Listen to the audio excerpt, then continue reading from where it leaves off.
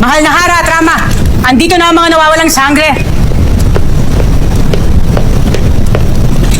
Mira, ito ba sila binunong Imon nagtunguro kay sa Etera ni Mira? At kamuntika na silang mapaslang pagkat nakaharap nila si Avria. Mia.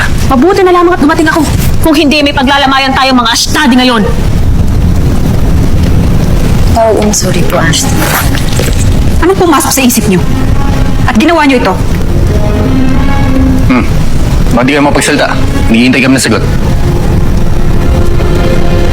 Gusto lang po naming patunayan ni Mira na karapat-dapat din kaming tagapagligtas.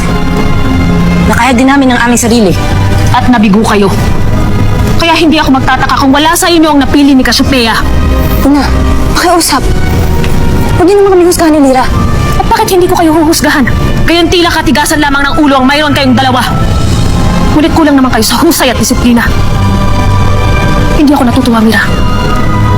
Lalo pat kung ang mapipili ni Cassiopeia ay hindi magmumula sa angka ni Reyna Minea. Kahiya-hiya! Napakalaking kabiguan ninyong dalawa. Sa amin lang ba magkakapatid magwawakas ang pangangalaga sa mga brilyante? Sa amin lang ba nakasalalay ang pangangalaga dito sa Encantadia? At kayo, tila wala kaming aasahan sa inyo kundi sakit lamang ng ulo. Tama na yan, Perena.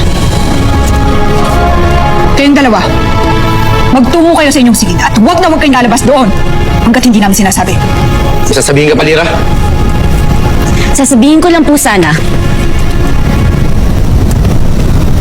pasok na po kami sa aming silid. Sundan niyo ang dalawang sutil na sangre. Tignan niyo kung papasok nga sila sa kanilang silid.